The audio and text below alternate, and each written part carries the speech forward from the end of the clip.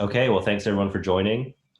This week we have another distinguished alumni, Jessica Garwood, who's now a postdoc at Rutgers, holds a PhD from Scripps, and I'll just let you take it away. Thanks a lot for coming. Well, thank you for inviting me. I was very happy to have a chance to speak at Dalhousie, and virtual seminars make that a lot easier. So today I'll tell you about mostly the results from my PhD, which have to do with cross-shore transport in internal waves and some lessons that I learned from robotic larval mimics. Let's see if I can switch. Okay, so because I am a Dalhousie alumna, I figured I would give a bit of a personal timeline and recognize some of the people that have really influenced me along the way. So I obtained my Bachelor's of Science and Master's of Science at Dalhousie in Oceanography, and my advisor was Paul. And so if you know Paul, you can see that he was instrumental in getting me started in oceanography and in fieldwork. He's doing most of the heavy lifting in this picture.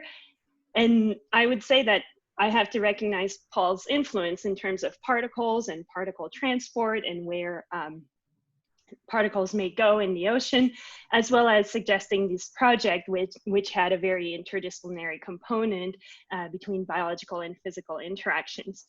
But really, at Dalhousie, I found that the entire department shaped the way I conduct science and then the topics I'm interested in. So that's really something that I hold close to my heart. And so when I went to Scripps for my PhD, I wasn't quite ready to let go of Dalhousie, so I convinced Laura DeGalicki here to come and do fieldwork with me. I sold it to her as saying, you'll be great, we'll have some fun, and then we'll go a hike Catalina Island. And really, you shouldn't believe your friends when they tell you that fieldwork will just be a breeze, it'll be a lot of fun. Laura ended up coordinating a small boat operations.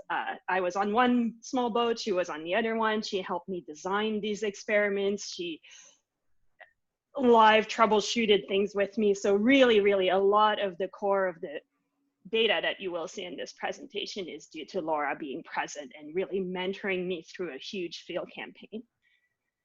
And throughout my PhD as well, I want to recognize that Dan Kelly and Clark Richards helped me extract some data from an instrument that was very novel, and they adapted their OS package so that we could read in some of the data. And so that was also very, very helpful, although the results for this data are still upcoming. And an interesting connection is that while I was starting my PhD, there was this direction that we were taking that was really fieldwork oriented. And meanwhile, there was a student at the time, Ruth Musgrave, who tuned me into numerical modeling of internal waves and left me with some of simulations that she had developed so that I could work with those. And you will see throughout this presentation that I think my PhD ended up being a very good combination of both of these things. And Ruth has now since taken a position at Dalhousie, and it sounds to me like Dalhousie is one of the best places to be these days. So I'm very glad that you invited me.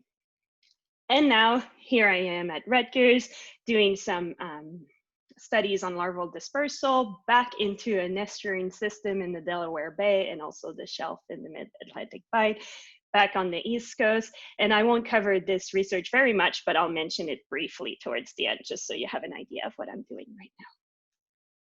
So that was a long-winded introduction, and now let's talk science. First of all, I wanted to describe to you what I focused on in my PhD, which is nonlinear internal waves in the coastal ocean. So if you're very far offshore, you might have sinusoidal internal waves that are on the order of 100 kilometers. That would be the wavelength, the order of 12.42 hours. That's a tidal period. And what you can see in the left of this schematic is that when you have those linear internal waves, if you imagine the dashed line representing isopycnal in a stratified ocean, the displacement would be symmetrical above and below this isopycnal. When these waves start encountering bathymetry, including in coastal oceans, they steepen and they can break into high frequency nonlinear internal wave train. And that's what I have depicted here in the middle panel. or in the middle of the slide. Now the isopycnals at rest are still represented by the dashed line, but what you can see is that the isopycnal displacement due to the waves would be downward, and we have these trains with waves that have much shorter wavelengths, so on the order of 100 meters, and these waves may come by a mooring every 10 minutes. So their period are on the order of 10 minutes. They're no longer tidal periods. And as these waves propagate further inshore, they may dissipate or they may flip once the pycnocline is below mid-water. They might flip into wave of elevations, where now if you look at the waves compared to the isopycnals at rest, the displacement is upward. Throughout most of my talk, I will speak of the internal waves of depression, so the ones where the isopycnal displacement is downward. So here I have a video showing you what that might look like in the field. I don't know if it renders well with Zoom, so I'll describe some characteristics that you might be able to see. So here in the middle of the screen, you should see bands of smooth and rippled water. So it may be very faint, but these are surface slicks. And essentially in low wind, the internal waves interact with surface capillary waves, and you can see crest and trough through these slicks. So we would see a surface expression of the internal waves that are below the surface. And that's maybe hard to see on Zoom. Let's see closer to the shore here where you see this, these controls appear. If you look there, there's some waves that are propagating much faster. There's some movement there, and that's surface waves. So this is just to draw your attention to the fact that both the slicks, so the internal waves, are propagating in the shoreward direction, as well as the surface waves. But the internal waves are propagating shoreward much slower, so the surface waves are much faster. So these slicks have been used by biological oceanographers to sample larvae and find out whether these slicks and internal waves could transport larvae on shore. So it was shown that these slicks can induce surface transport, that larvae are also concentrated in slicks, and that the transport can be as high as 1 or 2 kilometers in the shoreward direction, with a mean of 65 meters for neutrally buoyant larvae. And so these internal waves may be used as a mechanism to return larvae to their adult habitats. Some of these field observations have been supported by tank experiments or numerical models, where they've shown that internal waves can indeed transport larvae, and that this transport can vary for neutrally buoyant, positively buoyant, and depth-keeping larvae. So positively buoyant might be floating eggs, for instance. However, there's no real in situ estimates subsurface that are relevant for these depth-keeping larvae. So I thought that's where my research could fit in. What happens in the field at depth where we might find larvae? And so to give you a bit of a mental picture of this here, I have a schematic of an internal wave with different organisms. And so in gray, it's the first time step, in blue is some time away, and the arrow shows you the direction of the wave propagation. And so what you have, the little dots might be something like phytoplankton, which is neutrally buoyant, or they don't swim. And so as the internal waves move in the ocean and displace these isopycnal, the phytoplankton might go up and down with the wave. And so that might influence their light level. They'll still be transported by the wave, potentially, but it may vary compared to depth-keeping organism. And here I'm showing this with the little copepod on this schematic. And what you can see is a depth-keeping organism would be able to resist this displacement by isopycnals. It would just maintain its depth and move with the wave. So what does it take to resist this internal wave displacement, to be able to stay in one place while the ocean is moving down, essentially? So internal waves in the coastal ocean have vertical velocities on the order of 1 to 10 centimeters per second. And what here I've shown is some approximate swimming speed for different larvae. So on the left side of this slide, you have clam, mussel, oyster larvae, which would be your weak swimmers at swimming velocities less than 0.1 centimeters per second. Then you have larval barnacles in the middle, which I would call intermediate swimmers that might reach up to 1 centimeters per second. And then you have larval crabs, lobsters, especially in their late stage of development. Then they can be very, very strong swimmers at 10 centimeters per second. So it suggests that barnacle larvae, crab, and lobster larvae may be able to resist this vertical displacement by internal waves. And there's some studies here I've listed where it was found either in situ or in flume experiments that these organisms indeed opposed the vertical velocities. So my scientific questions was, can depth keeping promote onshore transport in internal waves compared to being passive? And what vertical swimming speeds would be required to experience this maximum onshore transport? Again, thinking that organisms need to either stay or recruit into shallow water benthic habitats. And so it's important that they experience either shoreward transport or at least shoreward retention. So I'll describe some field experiments that we conducted to test these hypotheses. So here I'm showing some larval mimics that were developed at Scripps, the Mini Autonomous Underwater Explorers, or the MAUEs for short. You can see them with hands as they're being deployed. For scale, they're about 1.5 liter in volume. And here, the second photograph is them being exhibited in the Science Museum in London. And what you can see is their insides is a battery pack with some sensors. And I was very fortunate that I joined Scripps when these instruments were ready to be deployed.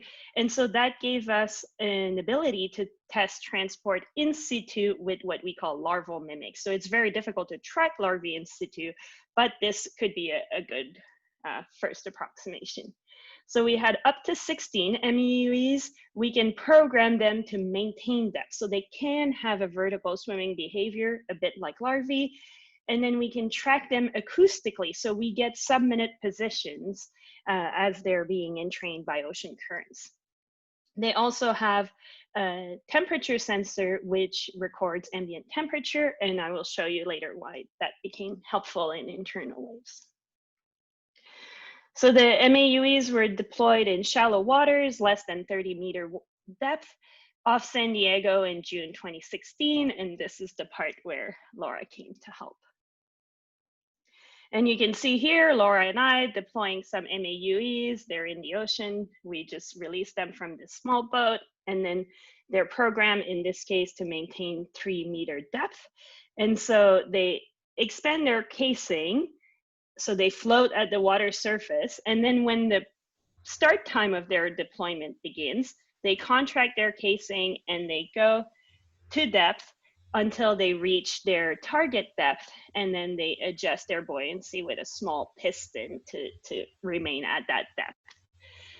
On the left side of this slide, you have the MAUEs in their house once they're recovered.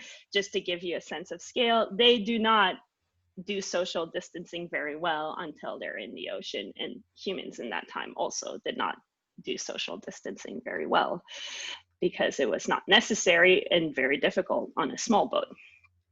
And so here the map, what I'm showing you is the bathymetry at the site. And you have these 5 circle, which is the pinger array in which we deploy the MAUEs. So you can see they were deployed between 30-meter and 20-meter depth, water depth. The stars will show some instruments that we had nearby.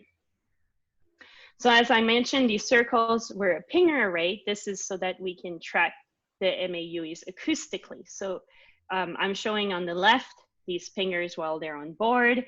We deploy them in the water, and then each of the pinger pings in turn in a discernible pattern.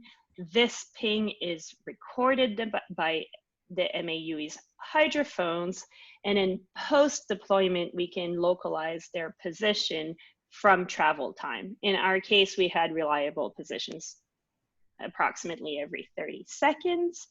And And so we were able to really see where the MAUEs went into the wave. And we have the vertical position, we have very high confidence, centimeters to 10 centimeters error bars, because the MAUEs also have a pressure sensor.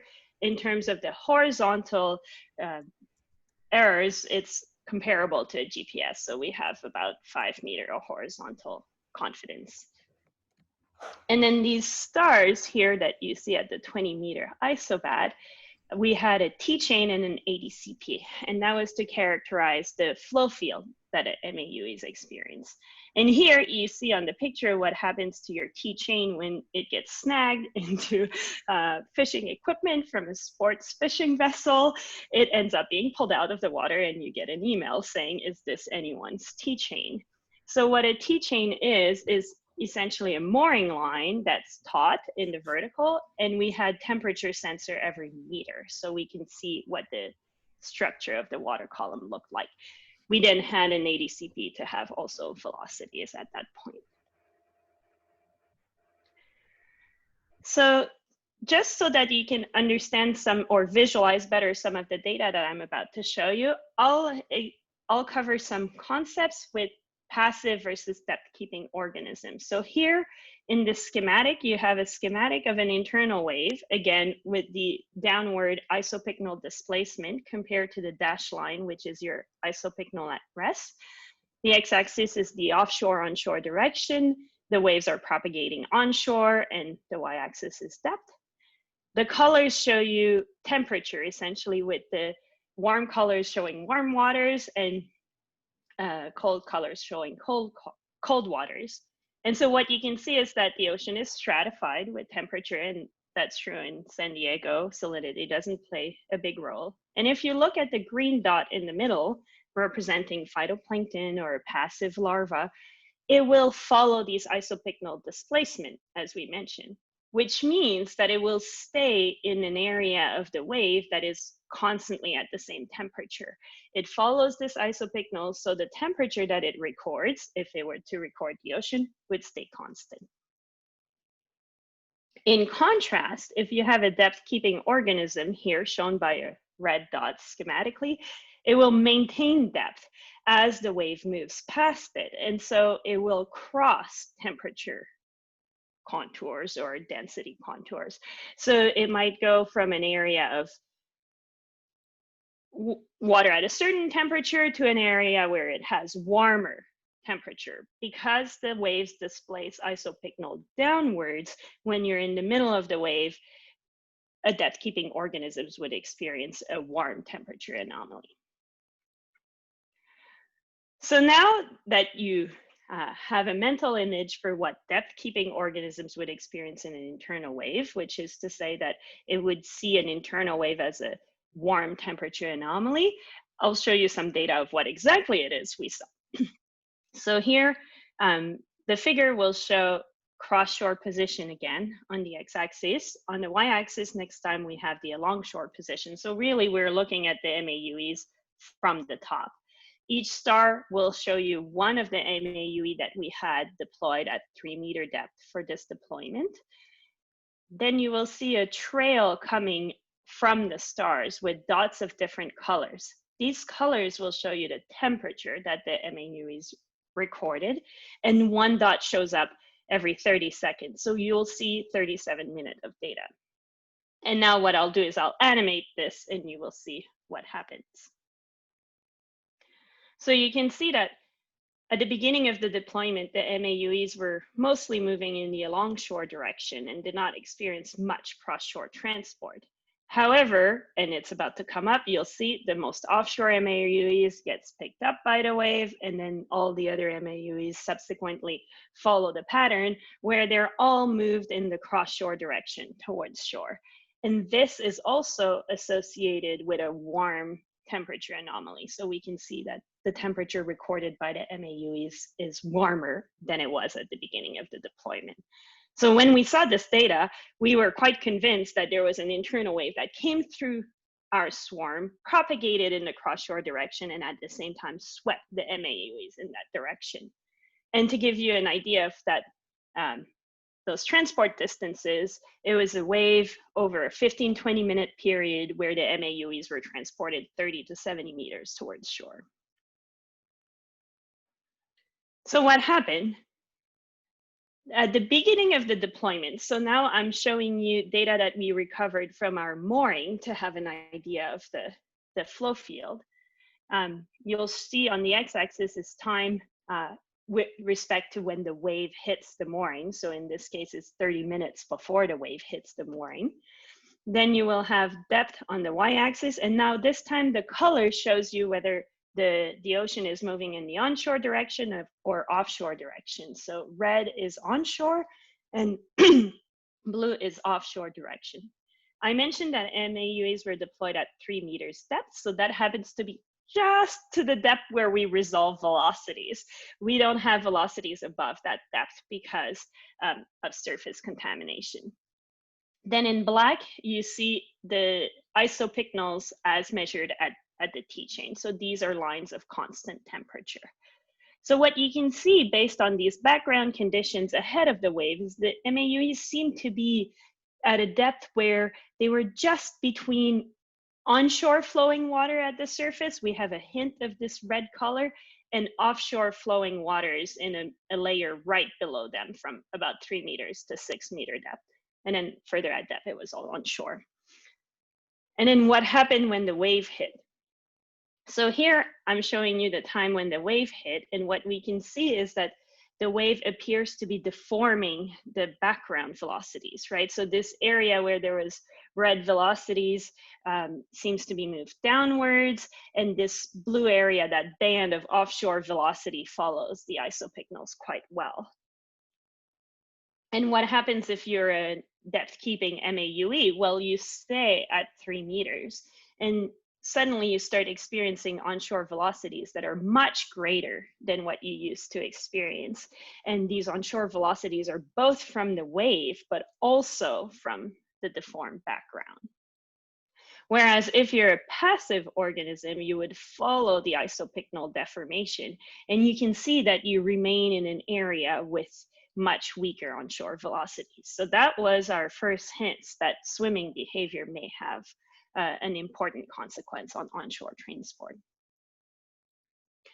So what we learned from this first deployment was that the deformation of faster surface layer by internal waves can produce transport boost for depth-keeping larvae. And the faster surface layer could be a wind-accelerated layer. It could just be the structure of background currents. In any case, if there's an adaptive advantage to depth keeping to not being at the surface, then you can still experience these boosts occasionally. And now that we had this one deployment, we wanted to obtain transport estimates for many more waves that maybe were not sampled with the MAUEs. So what we first saw was that theory could reproduce our observation fairly well. So that was something that we needed if we wanted to expand our estimates to times when the MAUEs were not deployed. So here on the x-axis, you again have time. On the y-axis is depth. And again, the colors are red onshore velocity, blue offshore velocities. And on the left panel, I'm showing you the observations that you've seen before, but I'm just isolating the time period when the wave reached the ADCP. Now, if we're using theoretical solutions to obtain a flow field using these background velocities that you saw, our stratification for our T-chain, and I won't go into the details of the theory here, I'm just putting this equation down for people for whom that means something, but essentially with a cosine squared function, we can reproduce our observations quite well. And so since this theory is diagnosed from observation at our mooring, now we can suddenly try to get estimates for many, many more waves that we didn't necessarily have larval mimics in the water. What I did as a first step was to ask, okay, so what would have happened if the MAUEs had had a different swimming velocity? So I used this theoretical flow field. I put particles at 3 meter depth, and then I varied the vertical swimming speed. So here on the x-axis this time, you see the vertical swimming speed of larvae in this theoretical flow field. On the y-axis, you have the cross-shore transport that they might have experienced. So at 0, the larvae are completely passive, and they might have experienced about 50 meters of onshore transport. If they were perfectly depth-keeping or swam faster and faster, at one point it makes no difference because they managed to resist all displacement, right? So perfectly depth-keeping here is on the right of this plot. They would experience up to twice that transport, so 100 meters of onshore transport. If we look at our mooring for the maximum wave vertical velocity, we can find out that they were about 0.5 centimeters per second at that depth. And so we would predict that if for perfect depth keepers, we would predict a cross-shore transport of about 100 meters.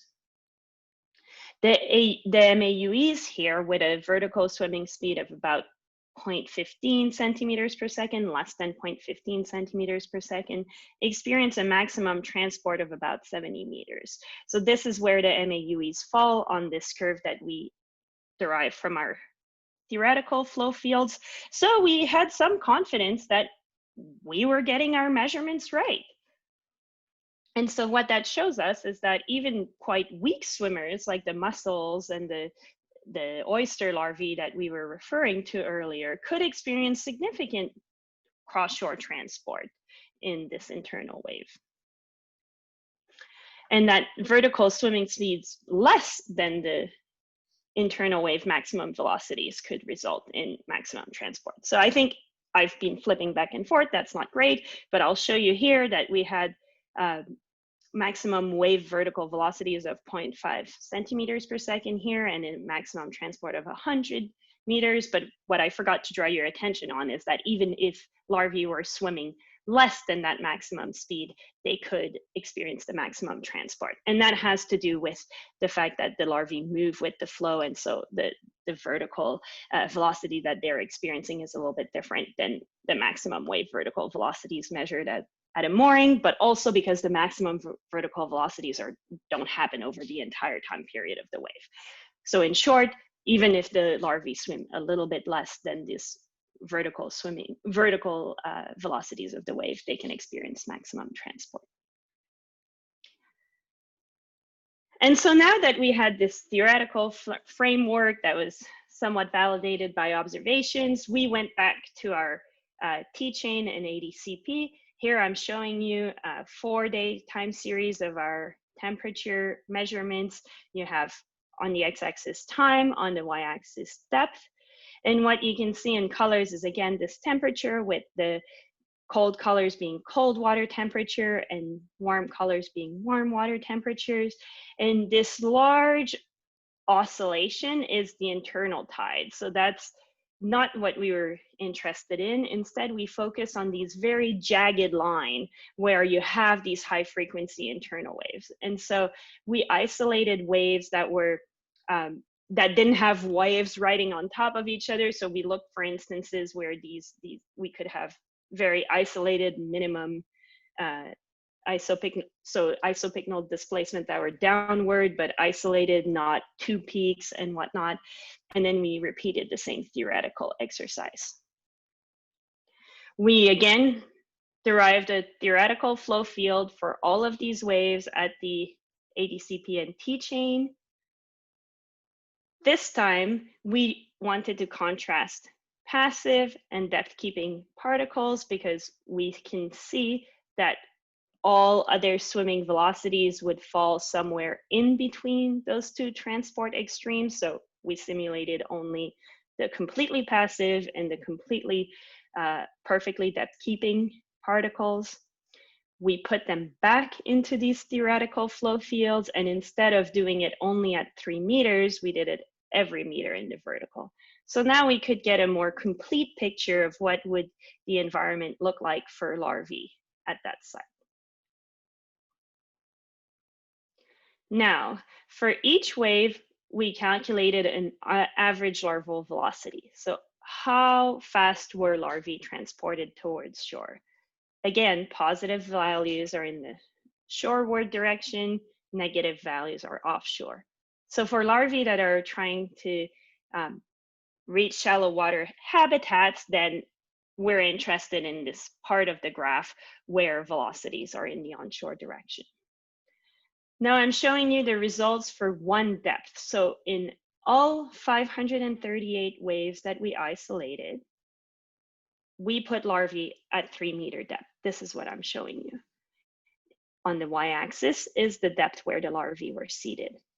The colors in this case show you how many larvae experience a specific larval velocity. So it's a PDF of larval counts. And what you can see is that in this case, at this depth, most of the larvae experience positive larval velocities, right? These blue colors show you that there's more larvae that experience these velocities that were deployed at that depth. Darker colors show you that there are fewer larvae. So maybe there's only 1 and 2 waves that induce offshore transport, whereas there's many, many waves that induce, okay, so I might have said that wrong. There's few waves that induce offshore transport, and there's many, many ways that induce onshore transport here, shown by the blue colors. Now I can repeat this exercise for every depth at which larvae were deployed. And you get a graph that looks like this. So what you can see again, the blue colors show you where most of the simulations fell, whereas the dark colors is fewer waves that induce that transport. And so what we can see is that in general, at the surface, transport was in the onshore direction for depth-keeping larvae. And at depth, the transport was mostly offshore, but there was some variability. So in the top 3 to 5 meters, 17% of the waves brought depth-keeping larvae at least 50 meters closer to shore, whereas only 1% of the wave produced these transport distances for passive larvae. So that gives us already an indication that depth-keeping may be advantageous at the surface. Now here I'm showing you, the dots show you the MAUE transport velocities that we measured for the 14 deployments that we had, and we deployed the MAUEs at different depths. And what we can see is that also the MAUEs have more onshore transport at the surface. And it's not quite like the simulations at depth. We still have both onshore and offshore transport, but at the surface, we do see this preference for onshore transport. But the main message here is also that these velocities that the MAUEs measure fell well within the range of our simulations. So now if we go back to the scientific questions, now that we have the framework set up to address them, can depth-keeping promote onshore transport in internal waves compared to being passive? And we already have alluded to the fact that there is a chance this would be the case. But to really compare that, we decided to compare depth-keeping organisms with passive organisms in these waves that I showed you. So what are the possible ways in which depth-keeping can help larvae reach shallow water habitats? I'm showing you this with these arrows for passive and depth-keeping larvae, and these arrows are representative of currents. Again, with the red being onshore and the blue being offshore, and it's a schematic to illustrate that depth-keeping organisms can experience more onshore transport simply because they experience greater onshore velocities, right? So if passive organisms are transported onshore, but not as much, which shown by a small arrow, and depth-keeping organisms are transported onshore more, shown by this big arrow, then obviously the depth-keeping organisms will end up closer to shore. But that's not the only setting in which that can happen. We can have passive organisms being transported offshore and depth-keeping organisms being transported onshore. And then obviously the depth-keeping organisms end up closer to shore. But what we can also experience is not as much offshore advection for the depth-keeping organism. If your passive larvae or your passive organisms are advected offshore by the wave, shown by the big arrow, and that the depth-keeping organisms are not advected as much offshore, then that's still an advantage if the goal is to be in shallow water habitats, so either be retained or move towards shallow water habitats.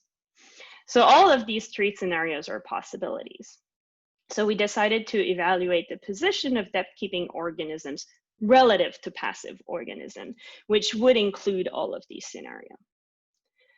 So now, after each of these simulated waves, I simply compared where depth-keeping organisms ended up compared to passive organisms. And so we have here the 0 line will show you where passive larvae were. And then the depth-keeping position will be plotted relative to that. So if depth-keeping organisms were closer to shore, they will be to the right of this plot with the relative horizontal distance on the x-axis. And if the depth-keeping larvae ended up farther from shore, they will be on the left of this plot. And again, the color shows you the same thing as before with counts. So how many waves produce these results? So each depth is a PDF of these simulations. And what we can see in white is the median line, and in purple is the 90th percentile.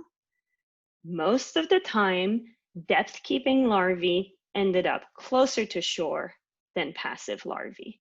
And this was especially true if we look at the 10% strongest wave. In this case, it could be up to 50 meters closer to shore, and even sometimes hundreds of meters closer to shore, simply by depth keeping. Obviously, there's variability, right? So there are times where depth keeping will not bring organisms closer to shore. So what happened? If we then look at the details of these simulations, we can see that at the surface, we tended to have this case that I described, where depth-keeping organisms experience stronger onshore transport. Whereas at depth, it was the case where depth-keeping organisms were not advected as far offshore. So I like to think of depth-keeping at the bottom of the water column as limiting your offshore dispersal. You're trying to stay in one place. Whereas depth keeping at the surface enhances your transport towards shore.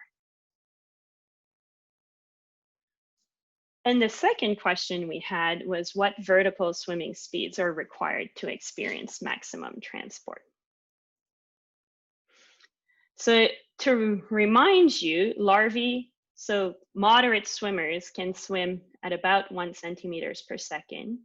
Strong swimmers can swim up to 10 centimeters per second. And now I'm showing again similar plots as before, but this time on the x-axis is the maximum swimming speed required to perfectly depth keep. Here on the y-axis is depth. So again, each of these rows show you organisms deployed at a specific depth in one of the internal wave simulation. And the blue colors show you the majority of the waves, whereas the purple colors are these more rare instances. The white line is the median, the yellow line is the 90th percentile. And so what we're seeing is the maximum swimming speed to maintain depth in these waves is most of the time below 1 centimeters per second, and always below 5 centimeters per second. Which means that moderate swimmers could very easily maintain depth in some of these waves, especially in the top 3 to 5 meters here, where transport was highest. And again, if we recall that you don't have to perfectly depth keep to experience those maximum transport, then really what we're saying is trying to depth keep is already probably an advantage in moving you in the cross-shore direction towards shore. So the final lesson that we learned is that depth keeping can help larvae reach shallow water adult habitats, both by increasing onshore transport at the surface and reducing offshore advection at depth. So now I'll mention some of my current work briefly, and this will be really brief. I don't want to clog people's mind with lots of information. So it's really just to give you an overview, because some of you may be working on similar topics, some of you may be working in similar areas, and so I would like to encourage anyone to reach out to me if that's the case. I always love to talk science. And also it's because I'm very happy that I'm going back to estuaries. So now that I've shown you some data about how vertical swimming can influence cross-shore transport, we had some observation of larval mimic, we had some simulation that supported these points. Now, and this is very convenient in a pandemic, all our work is fully online. It's all simulation. It's based on lab experiments. So some of the behavior we describe are based on lab experiments, but the work that I'm doing is all with simulations. And so we're using a ROMS model, and I'm showing here on the map the model domain. So you might see Halifax on this map. And so we're focused on here the mid-Atlantic bight, so the northeast shelf, with a smaller domain here with 1 kilometer grid around the Delaware Bay and the New Jersey shelf.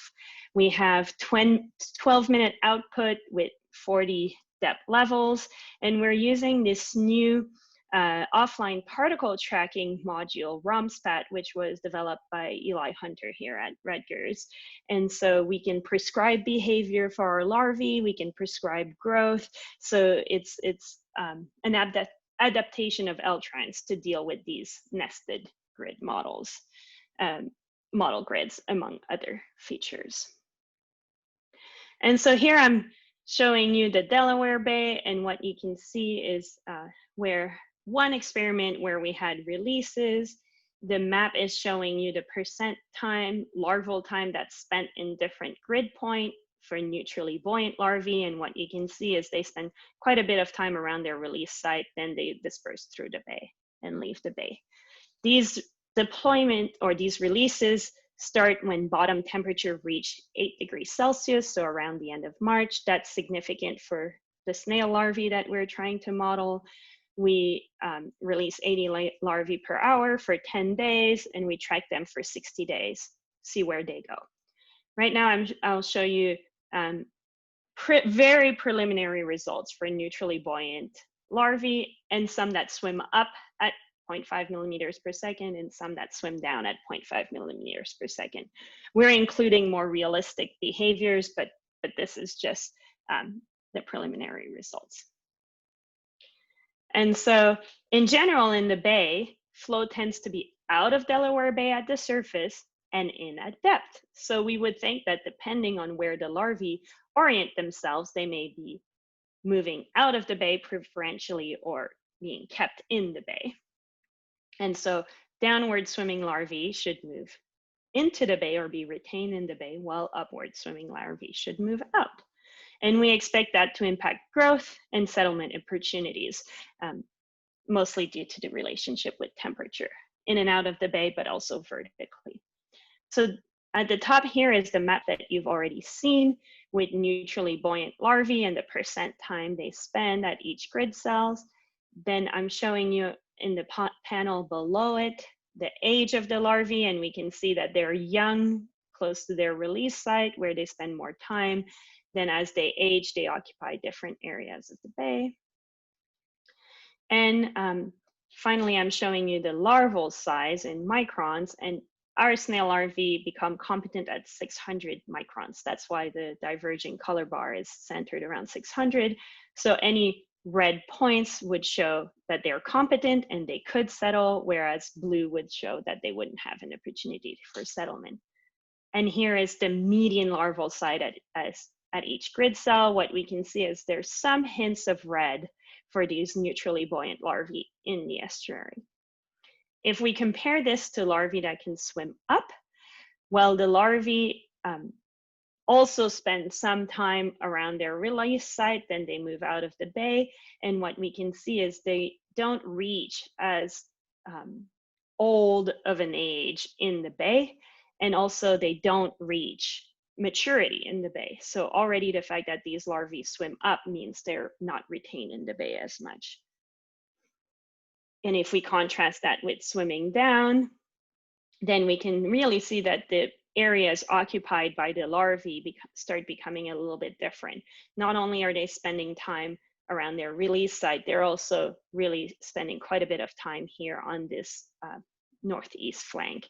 And if we compare the median age map, we can see that the larvae are also much older when they're in the bay, so they stay there much longer. And now we can start seeing a lot more red compared to especially the larvae that swim up, suggesting that these larvae might have an opportunity for settlement in the estuary. So that's our first indication that swimming behavior really matters in terms of being retained or not in the estuary. And we'll be diving into more of these details. And so with that, I'll take any questions, and I'm also always happy to speak to students or anyone who has questions that are not always science, so feel free to email me and I'll be happy to speak to fellow scientists. Okay, any questions out there? Thanks a lot for the talk, Jessica. It's great. I'm sure we'll have some curious people out there with questions. I have a question. Go for it. Hi, thank you so much for this talk. It was super interesting, and as someone who will be getting into some sort of particle tracking very soon, it was nice to kind of start to get my head into that space. I did have a question about the time scale and relating to the distances you were talking about. Specifically on the slide where you have, I know the title is After an Internal Wave, Depth-Keeping Larvae were generally found closer to the shore. You had those PDFs at different depths with the horizontal distance. Yeah. So it says after an internal wave. So what are the time scales that you're talking about here for those transports between on the order of 10 to 100 meters? So these internal waves time periods are about 10-20 minutes. So okay. Depending how the organisms moves with the wave, so we can measure the time period at a mooring and see the wave pass by, but when you're living with the wave, you can move more or less than that. So it's about 10 to 20 minutes that the larvae spend in a wave. Okay, and then kind of building off of that, for the entire larval lifespan of some of these larvae, such as crustaceans, which are in the water column for a long time, what do you think of, just out of curiosity, what overall effect do you think internal waves would have on their onshore transport throughout their time as larvae? So I think in my case, I was in an environment where there was a lot of these small waves moving through, but they're constant, as you saw in this plot, where there was these jagged lines. They're all the time. So it's multiple waves a day that come through. And so what we think is these smaller waves are constantly nudging the larvae to stay kind of in a larval pool in the nearshore environment. But what might really drive recruitment, and what may be more important for these episodic recruitment or settlement events, it might be when a larger internal tide bore comes through. And I haven't really spoken of the different types of internal waves here, but some can be just much stronger and really drive these 1 or 2 kilometer transports. So I think my guess would be that the constant nudging is maintaining a pool, and then these big, large wave maybe driving recruitment events. Does that make sense? And yeah. on the West Coast, that could be all the time. Okay, thank you so much. That perfectly answers what I was asking. Any other questions out there? Dan, go ahead. First, hi, Jess. Oh, hello. How are you doing? Great to see you. I also have to thank, well, thank you for your great talk. I really found it interesting. But I have to thank Clark for telling me that it was a Tuesday and I wasn't in the seminar, so I missed the first half. I'm sorry for that. It's recorded, Dan, if you ever want to watch it. Good. Well, I'll definitely want to see the first half. Do you mind if I ask two quick little questions about, three quick little questions? With pleasure. Okay, so one is in the KDV. Did you mean cos for cosine or hyperbolic cos? No, so it is cos for cosine. So it's the oscillatory solution, whereas the solitary wave, which are more often modeled, didn't reproduce our observations as well. Okay, good. It looked like a cosh when I looked at it, but that's fine. Another one is for surface waves. We have this idea, people call them rip currents, like jets of offshore moving. And do you think that's a factor for internal waves in your study site? So that's a good question, because we went somewhere where the bathymetry was more or less uniform in the alongshore direction to try to avoid that, so we could boil it down to 2D, so depth and cross-shore direction. And my answer after doing those deployments and trying to sort through data is I think we know nothing about the internal surf zone is how I would call it. And I think it's very likely that it's not a longshore uniform. I didn't have the data to see that, but I suspect that it's very similar to surface waves. We just can't see it all at one time. Right, okay, good. And just one more final quick question. It's about biology. You probably talked about this in the beginning, but I'm wondering about this depth keeping idea. What would be the cue that an organism would use to maintain depth? Or are they just more or less going for sunlight or something? Or? Yes, so I think that would be some of the obvious cue would be maintaining a fixed light level. And if they're worried about predation, for instance, then they want to stay as far, just perfectly where they can be, right? As close to the surface as they can to feed, but as far away from this light level where they can be predated on, in simple terms. So I think that would be one cue.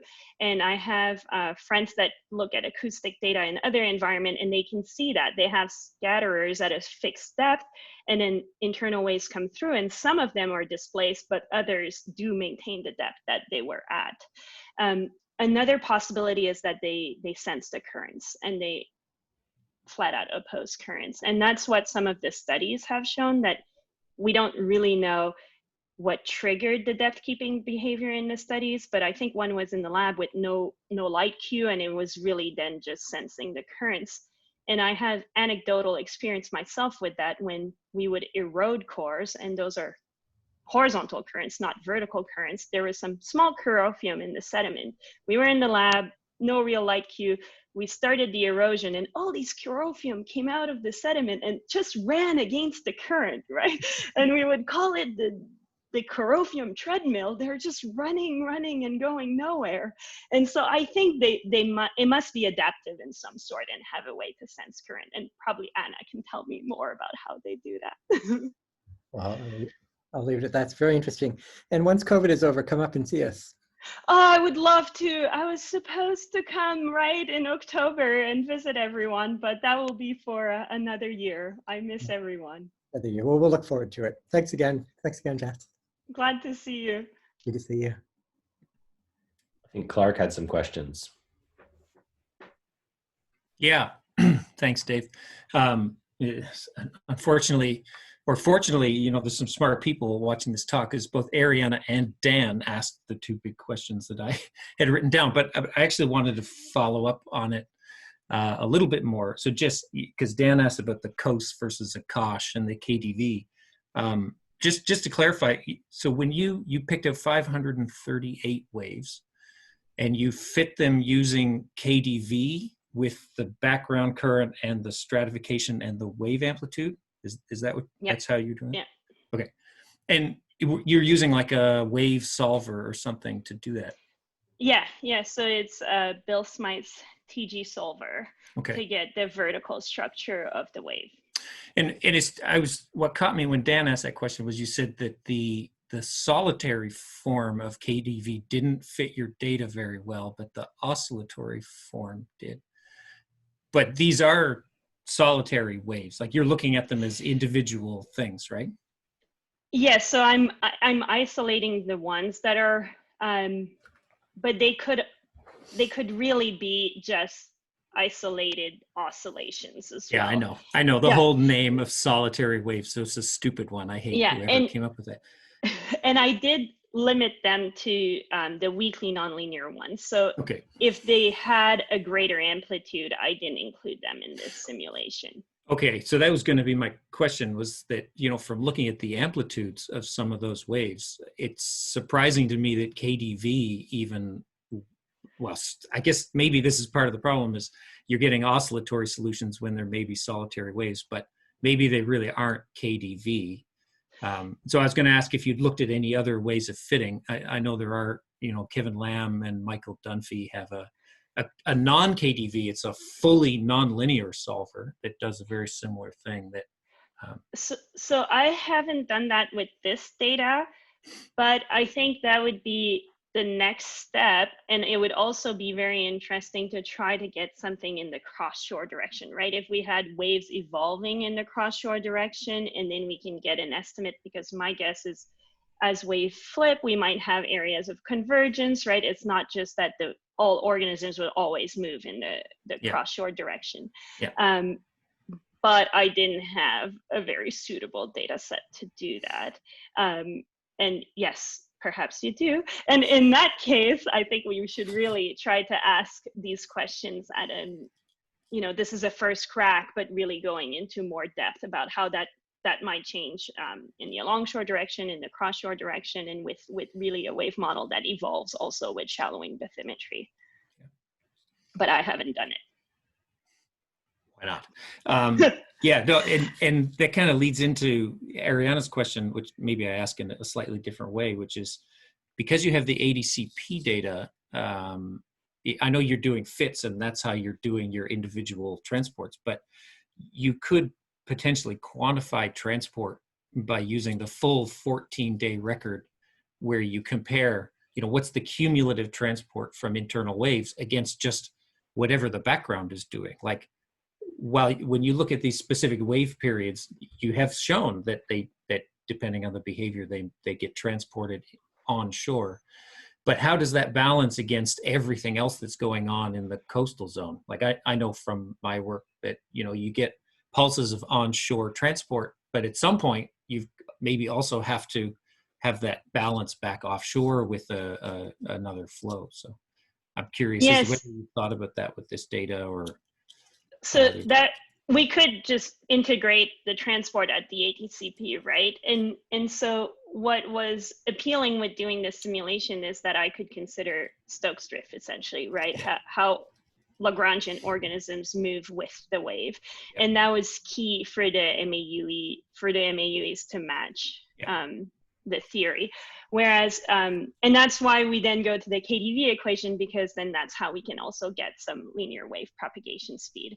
And that's not something that I dove into, but with the good MAUE positioning, I could estimate when the wave hit every one of the MAUEs and get a cross-shore wave propagation estimate. I could then go and look at the mooring to see if that measured up well, and then the KDV equation also reproduced that linear wave propagation speed well. So we had some confidence with just the ADCP data. Without going that extra step, we would miss that more Lagrangian perspective. But it would be a good thing to do, just to get a sense for if there is a return flow that cancels all of this. Yeah. Can I ask one more quick question? As long as people allow you to. Well, Dave's in charge. He'll cut me off. Wrap it up here. Wrap it up. All right. Does your ROMS model have nonlinear internal waves in it? So ROMS does not. I know. Yeah, so have you thought about how you could parameterize these processes to include in more larger scale models?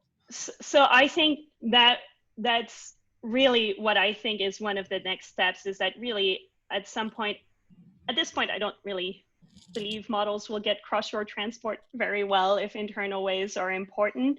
And I know Jack McSweeney has this humongous data set, and I'm trying to convince her that she should be the one giving us a good sense for these parameterization, because she has hundreds of moorings. So she has some alongshore information, some cross-shore information. And I think, yes, hopefully some people are working on that. But I think, yes, the idea would be that at some point you hit an isobath and you just don't trust the model anymore. You parameterize some transport over some time period.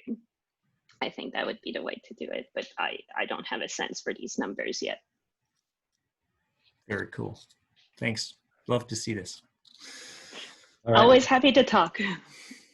Thanks again for the great talk, Jessica, and thanks everyone for the questions. And I guess we'll see you all again next week.